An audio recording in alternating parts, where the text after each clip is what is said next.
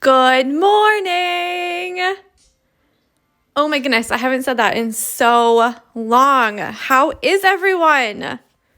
Good morning, good morning. Guys, I'm so excited. Hi. Oh, yay, everyone is coming. I need to keep it down though, because Jessie's sleeping on the sofa and I want her to stay over there. Okay, so today is the prep video. I'm so excited. Bandit is listening. Oh, that's Veronica's new dog. He's so cute. I'm just going to go over all of the materials that we need for the stitch along or things that you could use. So in the stitch along, you have some choices that you can make by yourself depending on what you like, what you have available in your home even. And yeah, just have some fun, you know? So a couple things before we get started. The things I always say is like, don't worry if yours doesn't look like everybody else's. Just try your best. Don't compare yours to everybody else's because you never know. Someone might have been stitching for 10 years and their stitches are amazing. And this might be your very first stitch along. And as long as you're trying your best and you're happy, then that's all that you need to do, okay? And don't worry, we're all going to be like here with you, cheering you on, like getting all jazzed up for your hoops and everything. So don't worry, we've got you. So yeah, that's pretty much like the first thing I always say. So let me just go around the table here and explain to you some of the things that we can use or we will use. And then I'll show you how to hoop your fabric. I'll show you how to trace the pattern onto the fabric. And then, yeah, we'll get started on the 5th. Start stitching. Okay, so I'm just going to get going. Because I only have an hour. And then Instagram cuts you off because you can't save it. So the first thing is needles. I like to use this one. It's actually an antique needle. I got an antique sewing box from a charity shop, and I lost my favorite one a couple summers ago, but this one is very similar.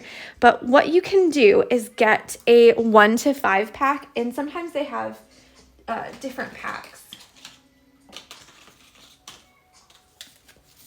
And they kind of look like this.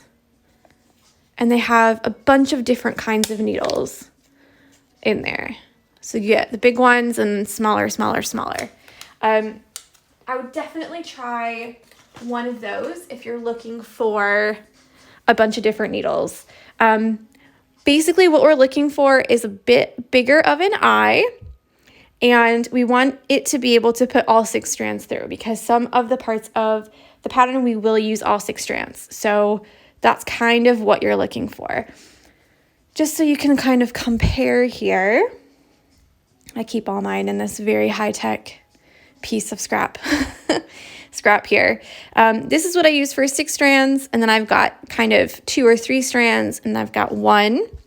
I've also got a blunt needle. You don't really need that. And then I use this one sometimes to like point out certain things in the embroidery if we need to.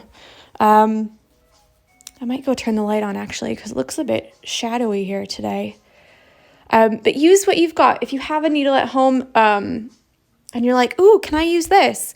Just give it a go. Try. I will say the shaft of the needle here, they can be thicker or thinner depending on how many strands need to go through. So what you're looking for is to match the thickness of the strands with the thickness of your needle, which is why for 1 strand, it's very thin. But for 6 strands, you have a thicker shaft. So there you go. I would definitely try like a 1 to 5 pack, or I know the suggested needle on here is in embroidery needle number 7. So you can try one of those. I know John James needles, they have a needle guide that you print out. And there we go. A bit of light. And you can actually put the needle right up to the paper, and it will tell you how long it is, how big the eye of the needle is at the top, so you can really kind of see, how to do that. Okay, so the next thing we're going to talk about is pens. There's lots of different pens that you can use. You can just use a regular pencil if you've got a pencil at home. I will say that it's difficult to erase this. It doesn't erase from the fabric.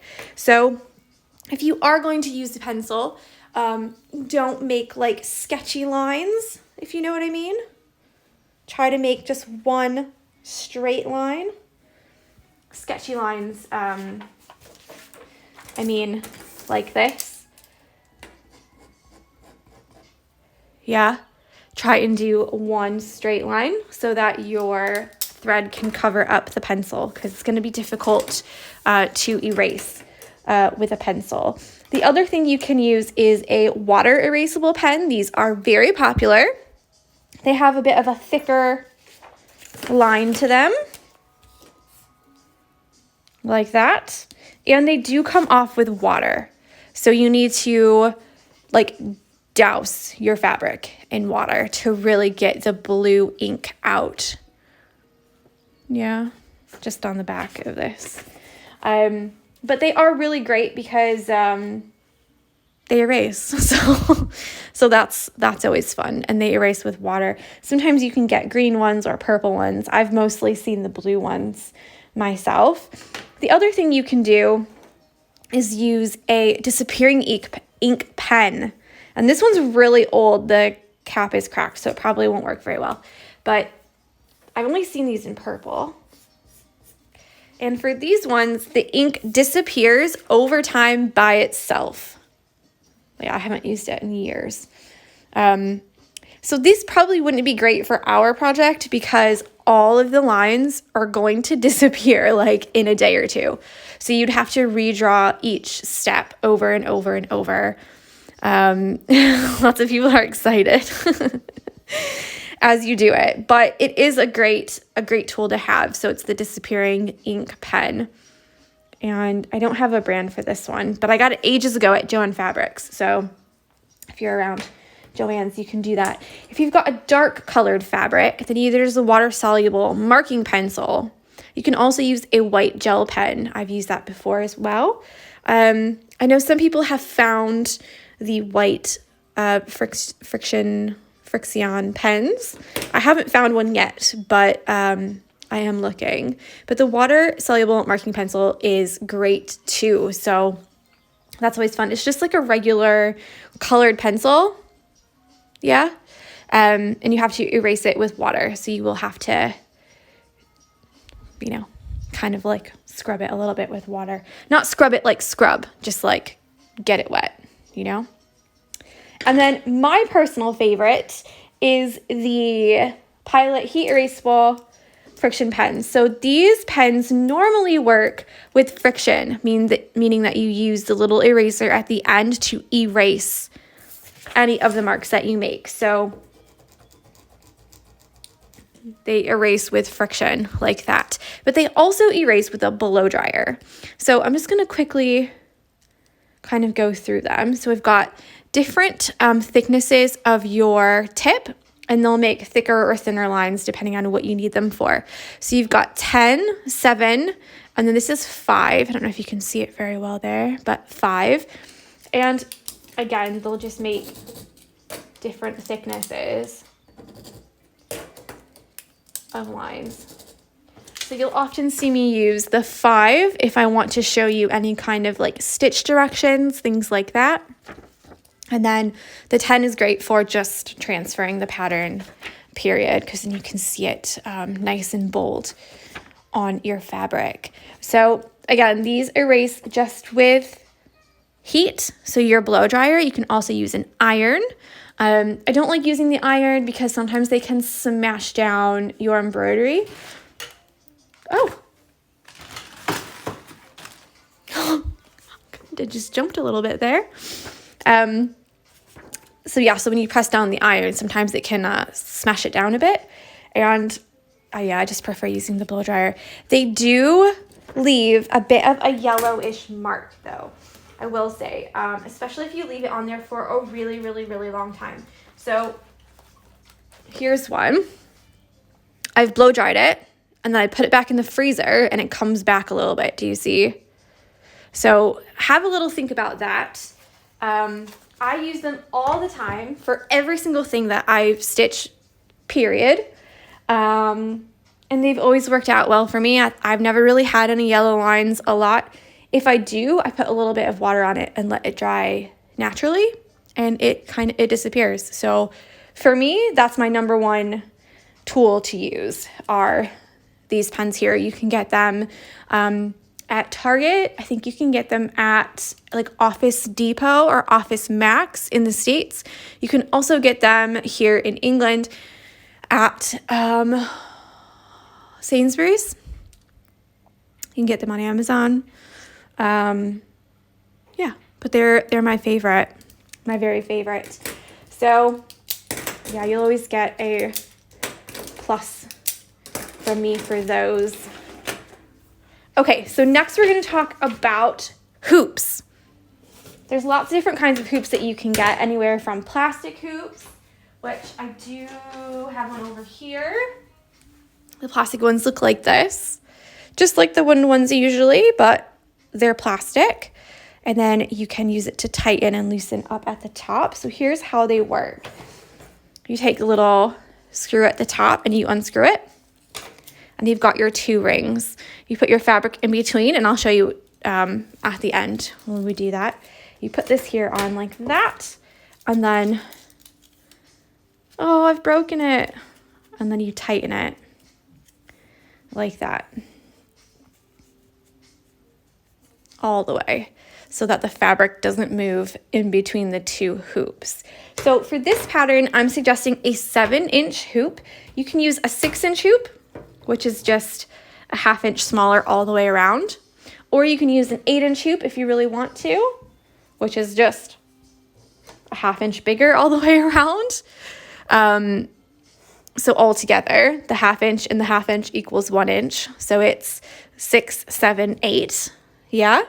I'm super excited today, guys. I'm not going to lie. And that's because I just found out that my visa that I applied for in October to stay here, to be able to stay in England, has been approved. So I'm like, I'm so excited. But yeah, so that's why I've just seen it come through on my email. So, oh my God, that's amazing. Okay, so we've got our 6, 7, and 8. I'm going to use the 7. It's right in the middle. Plus, the 7-inch hoop is exactly the right size for the pattern. So this is what we've agreed upon with Anchor. So you can literally just put this right over there, cut it out. Thank you so much, guys. I'm like, I'm so sorry. It had to happen right in the middle, didn't it? Right in the middle of this. Jeez. Yeah, that means I'm allowed to stay. So yeah, six months of stress is gone, you know? I'm just carefree. So the good part with the, yeah, it is a relief. Thank you, guys. Oh my God, I'm about to cry.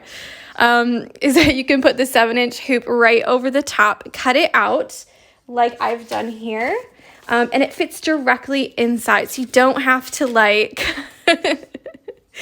thank you, guys. You don't have to like zoom in or out or anything like that. It's all done for you. Yes, stay there. I can't wait to go back to Canada. Oh. But I'll show you how to zoom in and out on the iPad if you want to do it smaller or bigger. Okay, so I'll use the 7-inch hoop. Hopefully I can fix this broken one that I've got. Okay, so let's talk about fabric real quick. We talked about hoops and how to use them. We'll talk about fabric as well. So what you want to think about when you do your embroidery is what you want to do with it after. Maybe I'll do a live later with with some wine and have a little celebration. So I've already traced this one here, just to show you like what it would look like in the hoop. Yeah, but have a think about what you want to do after it. If you want to use your embroidery and leave it in the hoop, then you can definitely just close it up in the back. I'll show you how to do that. And you can hang it on the wall just like it is. Okay, but if you want to do something else with it, then you have to think about that when you get your fabric. So what you can do is you can make it into a banner like this. Just cut out the shape that you want. You might want to look into using something like a Q-snap frame, which is a PVC frame. This is the huge one, and the one earlier that fell down was actually the smaller one, like that. And what these do is it keeps your fabric tight, but in a square shape. Yeah, so you take all of these off. They take forever to take off, to be honest, but you take them all off, okay? And you put your fabric over the top like this, and then you put these things here back on, and then you've got a square all straight instead of a circle. So if you want to do something else, hi George, guess what? My visa got accepted. So yay! So what you can do is not have that circle there. So if you have a little look here, you can actually see how I left it in here for so long. There's a little circle. Can you see it just a very little bit?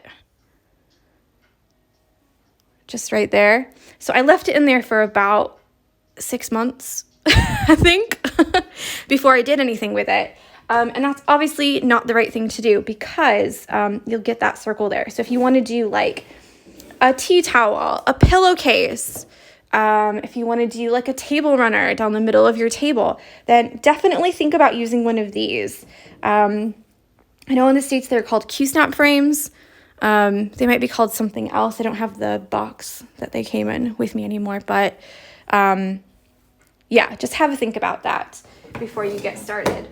Because the worst thing ever is when you cut it and then you decide, oh my gosh, I've got this idea. I'm going to make it into this or that. And then you're like, oh my gosh, I don't have enough fabric for that. I didn't cut enough fabric. So just have a little think about what you want to do with it before. Yeah, project bag.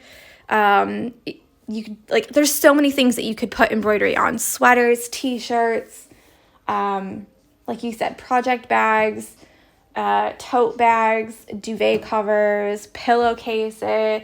Like, you can frame it if you want to. If you don't want to put it in a hoop like this, you can always put it in an actual frame that is a rectangle or a square. That's perfectly fine too. But just have a think about it, because the last thing you want to do is put hours and hours of work into it and then decide, oh my gosh, actually, I don't have enough fabric to do what I want to do with it. So just have a little think before you start. So the other thing we have to talk about is fabric. So here I'm using just 100% cotton white fabric. You can see it's got a small weave. Okay. You can also use things like linen. This is what a linen would look like compared to the cotton. It's got more of like a rustic kind of feel to it. And it almost has like little lines going through it. See? Yeah. You can use like a patterned cotton if you want. Also a smaller weave. In the end, it will just look like this, completely white with just a white cotton. You can use other things too. So if you don't have cotton, if you can't go to a store, or you're like, oh my goodness, I don't know what material I'm going to use, have a look in your linen cupboard. You can always use an old pillowcase, a flat sheet. Sometimes there's those shower curtains that are cotton, that are like decorative shower curtains. I know one of my friends, when she started embroidery, that's how she started, was she took an old shower curtain that she had that was made of cotton and she cut it up, and that's how she started embroidery. So you can always find something like tablecloth, a table runner, something like that, that's maybe a little bit old or has a stain on it, like sheets that have stains on it, something like that. Try and use it. You can also use 100% cotton, like men's dress shirts. I've had friends tell me that they've used those before. So if you don't have anything in your house that you're like, oh, I don't have any like fabric like this, like fabric, like a meter of fabric. I got some 40 count linen. Is it okay? I would have to see it because I can't tell you how thick or thin 40 count linen is just by knowing. Do you know what I mean? I started embroidery on an old apron I cut up. That's perfect. Like you can use all kinds of things. So have a look if you don't have fabric, you know, go and get an old sheet, go and get a tablecloth, go pillowcase, something like that. The only thing is no stretch. So like my shirt is a t-shirt here. It is stretchy. You do not want your fabric to stretch because what's going to happen is we're going to put it in this hoop and we're going to stretch it. So what's happening is that when you stretch the stretchy fabric like this to stitch in it and put it in your hoop, when you take it out of the hoop and put it down, all of your stitches that were once really long are all going to be squished up and loose. So that's why oftentimes if you have stitching on a t-shirt, you'll find that white stabilizer behind it. And that's so that those stitches can stay straight and your t-shirt won't be stretched out when you stitch on it. So we just need no stretch on here. So I think I've done fabric. If you have a question about fabric, then send me a message and a picture of the fabric or a video of the fabric, and I'll be able to better tell you if it is a good idea to use it or not. Video will play after the ad. I don't even like beef jerky. Why are they telling me that? Okay, and the very last thing you can do is that if you have really thin fabric, then you can double it up. So that means stitching on 2 layers. So let's see if I have a small piece. So if you find that one is too thin, which I think this is fine, but if you find it's too thin, then you can take 2 and stitch through 2. So totally up to you. Totally up to you. However you feel, is best. Okay, so let's put this fabric in that hoop. Is there a stabilizer that you recommend? No, because it depends on what you're going to actually do with it. So you'd need a different stabilizer for different things. I actually don't like using stabilizers. That's just me, but you do you. Okay, so let's put this here in there. I like to leave 2 or 3 inches around. Well, let's put it like this. Yeah?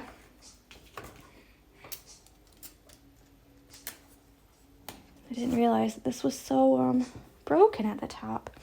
And if you look at the grain of the fabric, I like to have the grain of the fabric up and down like this. So left to right and up and down.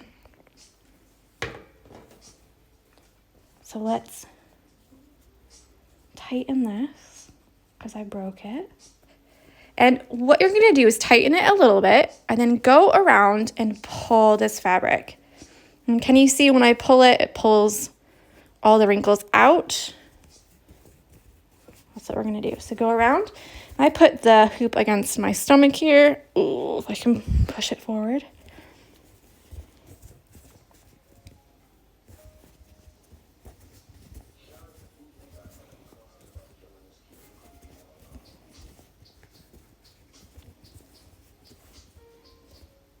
Oh my gosh, guys, I feel so excited. I feel like manic. Now, some hoops, I probably won't use this one to stitch on because I've broken the top of it. Some hoops will have a cross in the top here, where you can use a screwdriver to really tighten them up. So like this one. So you put your screwdriver in here and put some pliers here, and then you can really tighten that tight. So I probably won't end up using this one, to be honest. I'll probably use the other one that I've already done. But I'm going to show you how to trace. So it must be done. Let's see if I can get this.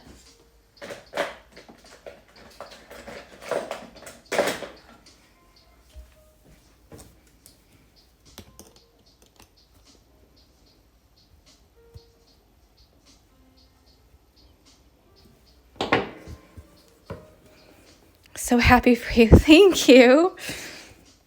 I feel like my heart is racing. I'm so relieved. Like, relieved.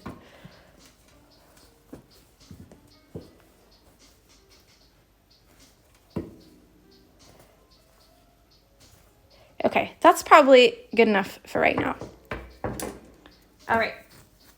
So for tracing, let's just move these out of the way and move these over. I like to use a couple of different ways. So if you have a printer, you can just print out the pattern. You can cut it out right around the line. You have to be a little bit on the inside of the line, if you know what I mean. Because what you want to do is have your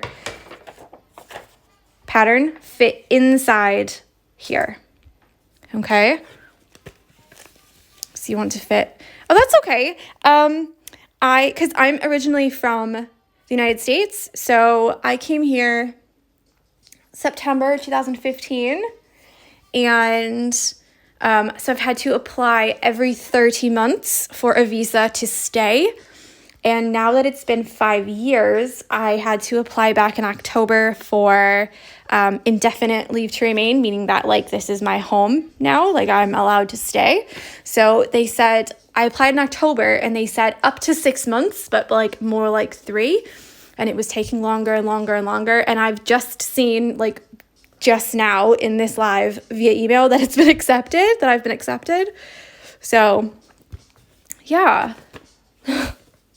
Exciting. So yeah. So what you're going to do is, if you're going to use the 7-inch one, you can just cut this out. I like to go on the inside of the line, like I said, just cut it out on the inside there, and then put it right on the inside like this. And then I like to use tape or blue tack. I've got some tape here. Nope, I've got some blue tack here. I haven't got any tape. But you can line up your middle of your greenhouse right in the top of there like that. And then use your blue tack. I like to use 3 big pieces, but I can't find the rest of it, so I've just got 2. And you're just gonna smash that down like that. If it doesn't fit perfectly, then just shave a bit more off. Meaning just cut a little bit more off the paper, because you want it to fit in there nice and flat. Okay. And then this is my favorite way to do it, because then it's all ready for you to start stitching. I like to hold my hoop like this. Okay. So the back, let's see if I can turn enough. All my fingers touch the inside of the hoop like that. And that's how I like to stitch. So I'll take my pen and trace all of these lines, okay? If you don't have a printer, or you don't like to, like, trace it in the air like this, another way you can do it is to put it on the table, just like that, and flip it over this way. So make sure that you line it up.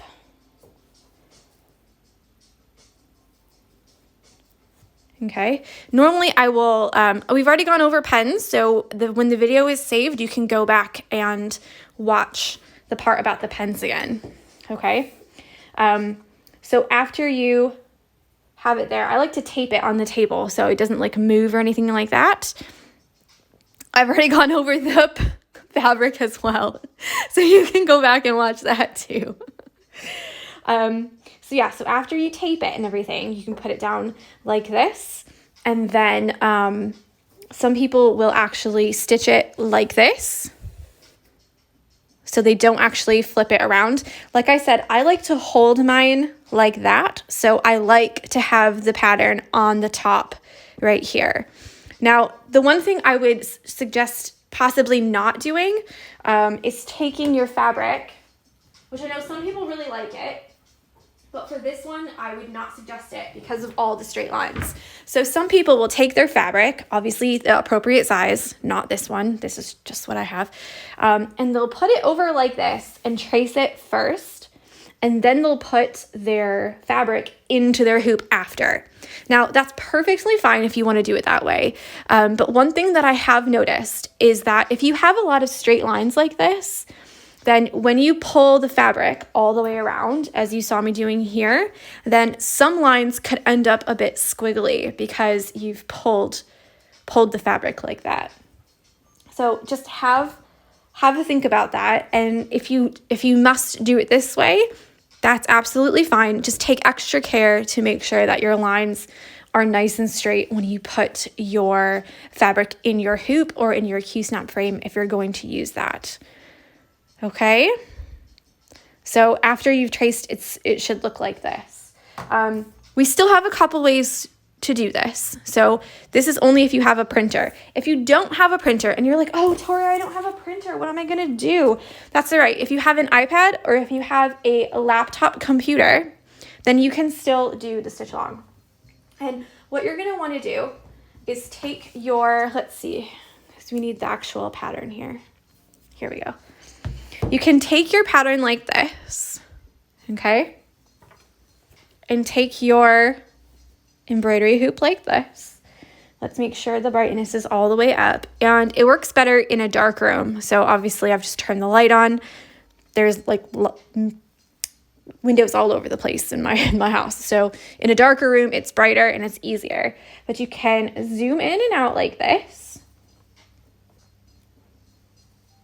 And put it directly over top.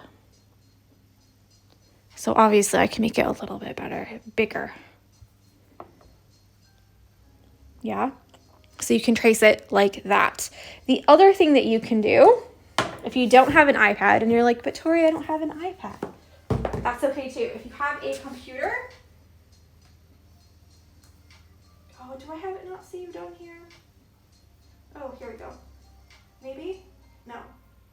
Oh, stress. Be prepared, Tori. Let's just do it with a different one then. See if we have, here's another pattern only one. Let's see here.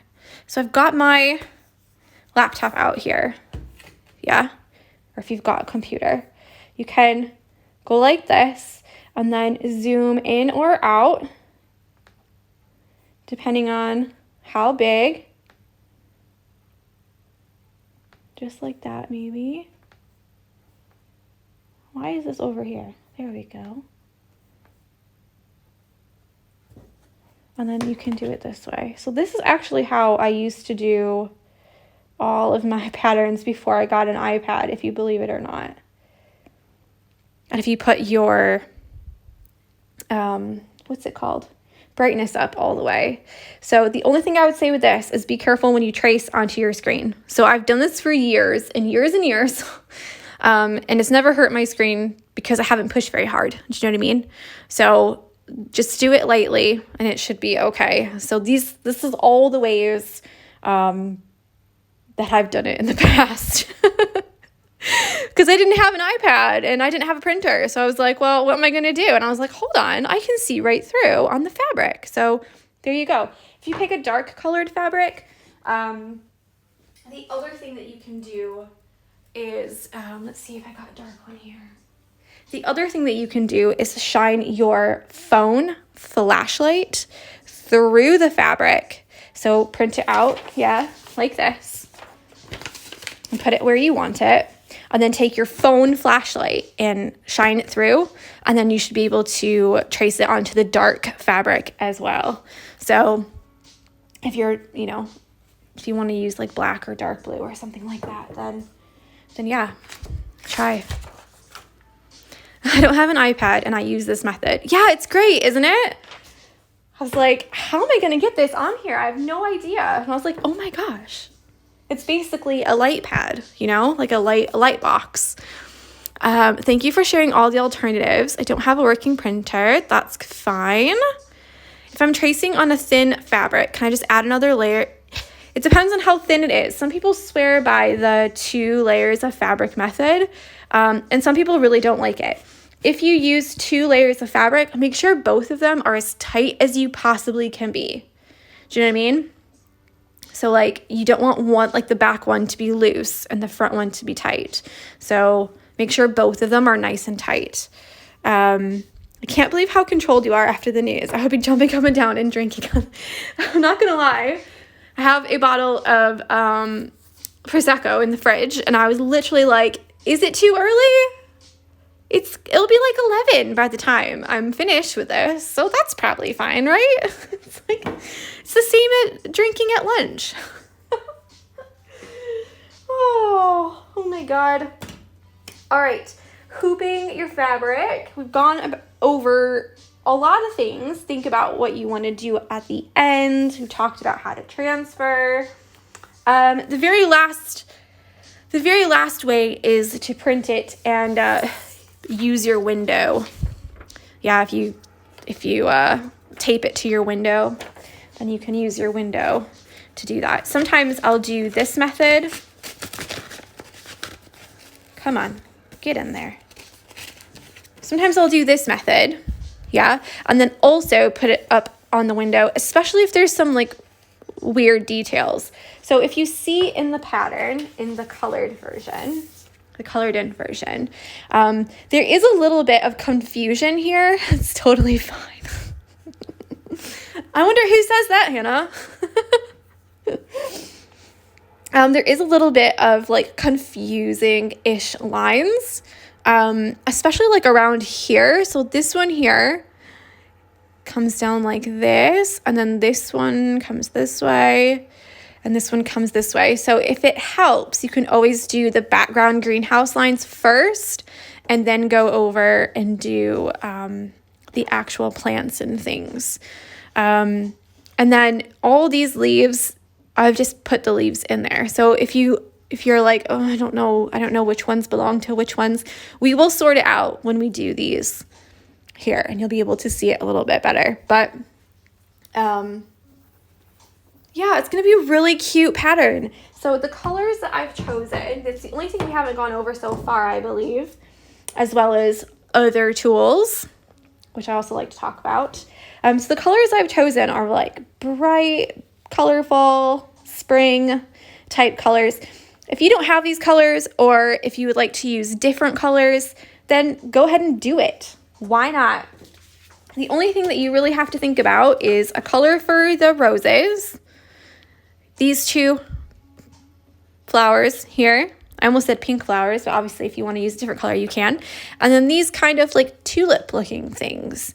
So that's where all of the color is coming from. Everything else I've used is green. So if you want to swap out some colors, and you can say, well, I don't like the purple, so I'll take this purple out and maybe add, let's see, maybe like a dark blue instead. And you can put a dark blue and add that to your color palette.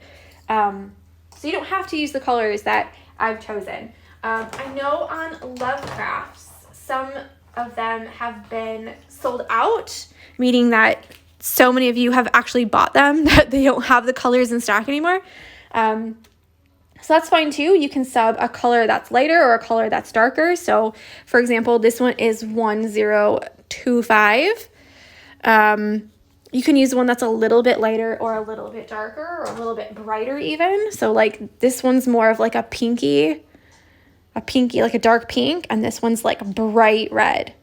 So if you want to swap them, you totally can. Or you can swap it for a dark red if you want like a darker color. I have all these here from the last stitch along. I haven't put them away yet. In my mind, we're going to use kind of these ones here. Probably these ones here for these roses. So if you want to try and sub them in and out, then of course you can. Just try your best. So as we've got it, it's this, then this here for those, this here, this and this for those, and then this right here will probably be, I picked it for that, but we'll see. And then we've got all of our greens down here to do all of the rest of them, and then obviously black for the greenhouse. So yeah, there's lots you can do with it. You can sub it any kind of way that you feel like. Mel says, shockingly, I didn't have the listed colors, but I did have a stash of Anchor I've been hoarding for a special hoop. This is the special hoop. Okay, so the only thing I didn't talk about really was scissors, because that's kind of a given. Yeah, you need scissors to cut your thread. I really like these embroidery scissors. They're from Fiskars. Okay, and they've got a slight curve to them, so you can really get down there when you're snipping. I also like these lovely ones, and then I've got another pair from Warm Crochet. They're so pretty and they're so sharp. So a nice sharp pair of scissors are always so great. If you don't have fancy scissors, don't worry about it. We're not here to judge you, okay? Use your kitchen scissors. Use your child's, safety scissors if they'll cut the thread. It doesn't matter. You just need something to be able to cut the thread. If you don't have scissors and you're like, I can't find any, my kitchen scissors are nasty, there's no way I can do, cut my threads with that. The other thing you can do is use they're not in there, that's perfect, but you can use some tweezers. Not tweezers, fingernail cutters. I just saw my tweezers and I thought, I have to tell them about the tweezers too. Yeah, you can use some fingernail snippers, to cut your fingernails. There you are. So I normally keep these in my embroidery box, which is just a box for embroidery. Yeah. It used to come with all the little things that you put in here, the little plus dividers, but I've just taken them out so I can take all of my embroidery on the go with me, throw all the stuff in, close the box, and you've got your set there. So I love these things. So yeah, use your tweezers. Not tweezers, fingernail cutters. Christ. Use your fingernail cutters and they work perfectly. I also like to take these on the plane with me. So back when we were allowed to go places, these are perfect. So there you go with those. I will finally talk about the tweezers because I've said it about 50 times now. I got some just regular, the kind you use for your eyebrows or whatever else you use tweezers for. They're really great, especially if you make a mistake and you need to pull out all those little threads. So if you've ever got any, if I wanted to cut this out, then you can just pull all the little threads out from the front and the back. And yeah, it makes it super, super simple. So I kind of always keep all of these things here. My blue tack, I've got my needles, this is kind of like my default, little pile of stuff that I always try and have with me. Obviously, my pen, there we go. So, guys, I think I talked about everything. Transferring the pattern. We've got our pens. We've got our things here. 7-inch hoop. We've got all of our threads. I'm so excited to start. I'll save this to IGTV and I'll save it also to YouTube. And then all the videos will all be in a playlist on YouTube and on IGTV. So you can go if you miss a day and you can find out where they are and have a watch. So this stitch along will start Monday, April 5th. It will be at 10 a.m. every day, Monday to Friday, with Saturday and Sunday off. We'll probably also do more labor intensive things on Thursday or Friday so that you have the weekend to kind of finish them. So think of this big plant here, or these here around, you know, anything that's going to take a little bit more time, you know, that's kind of what we'll do. Oh, actually, I show it in the first video, but I'll show it here as well, just in case. A couple people have asked me how to split threads and how to thread your needle. So I'll do that now because I've got a bit of time left. Like I said, I've only got an hour because I can't save any videos if they're longer than an hour. So the first one is how to split threads. So there's two ways to split threads. The first way is to pull apart.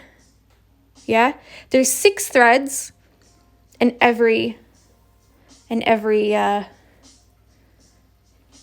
what would you say that is? Twisty bit of thread. Yeah, there's 6 strands in every piece that you cut from the skein. Super professional today, guys. The first way is to pull these apart and pull however many you want off, okay? So if you want 2, I call this the Y method because it looks like a Y, see? So I've got 2 here, I've got 4 here, and you just pull, kind of untwist a little bit and pull. So now I have 4 here and 2 here, okay? So that's the first way. The second way is you untwist the end a little bit. Okay.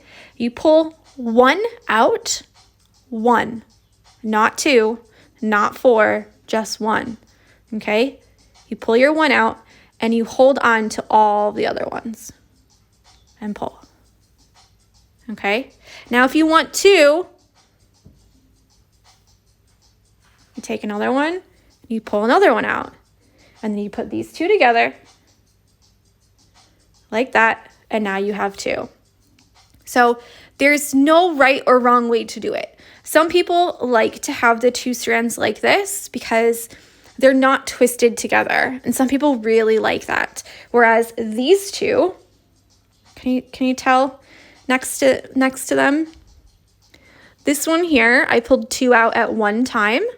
And this one here, I took 1 out and another 1 out and put the 2 together to make 2. So sometimes people like it this way because they think that they lay nice and flat.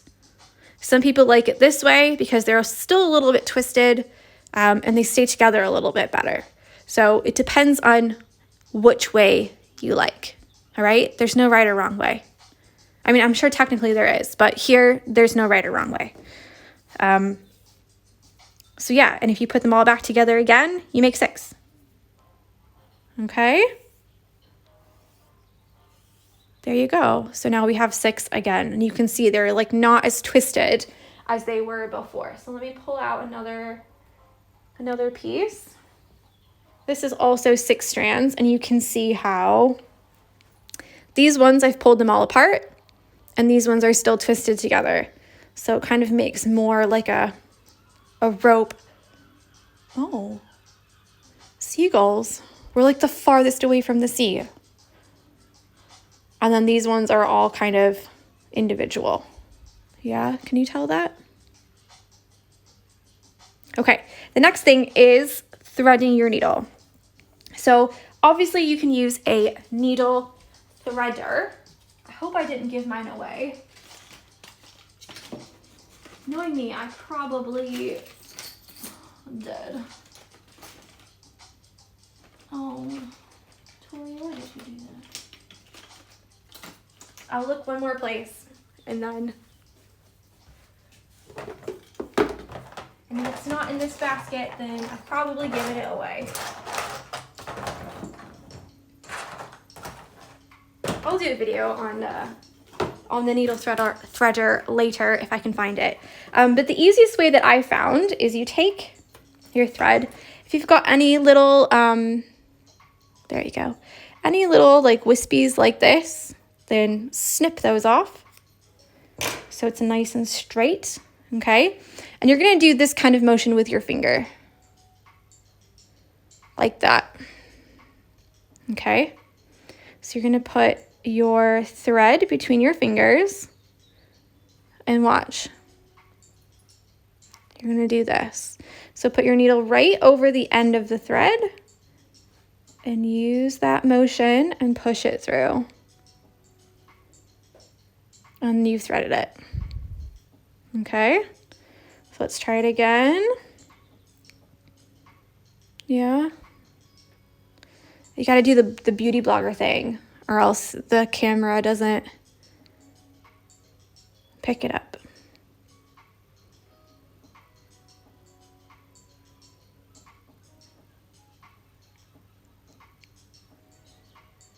Can you tell? I'll do a little reel or something about it later. Okay, now how to end your thread. Some people will start stitching like this and leave a really long tail. Go back and knot it later. Some people will use like a waist knot, meaning like if you want to start here, they'll actually start it here and then, you know, cut that off later and either tie it in or weave it in. I like to do a little knot at the very end. So there's a couple ways that you can do it. The first way is like the quilter's knot, I believe it's called, where you take your needle here and your thread here, just trying to get it to focus, and you hold it like that, and then you do 2 wraps or 3 wraps. Okay, hold it and you pull this through, obviously not so tight like I did it, but you pull it through, and at the very end, this is a very long piece of thread. At the very end, you get a knot. Okay, so let's see if I can do it again.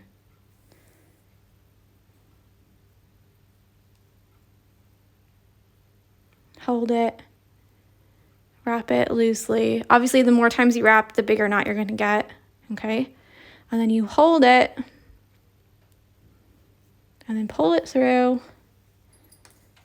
Pull it through. And then now we have 2 knots. Okay?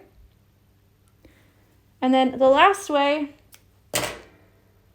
is to just make a loop, put the end inside, and then push the loop all the way to the end. And that will make a knot too. So you can start with a knot or you can start with no knot. It's completely up to you. Some stitches you need to start with a knot. In some stitches, you can get away with not starting with a knot, and kind of weaving the ends through when you're done, or knotting at the end if you want to. So that's all totally up to you, your choice. Okay? All right. So I think that's it for me. What a roller coaster of a day already. It's not even 11. And we've been up and we've been down. So there we go. So yeah, make sure that if you do all of your prep and stuff, tag me at the Barmy Fox, tag Anchor Threads at Anchor Crafting, and use the hashtag the Barmy Fox SAL, hashtag Anchor Crafting, hashtag Anchor Threads. And I will see you on April the 5th. Okay? I hope you guys have a lovely, lovely week. I know what I'm going to be doing today. It's a party. So yeah, enjoy your day, and I'll talk with you soon. All right. Bye.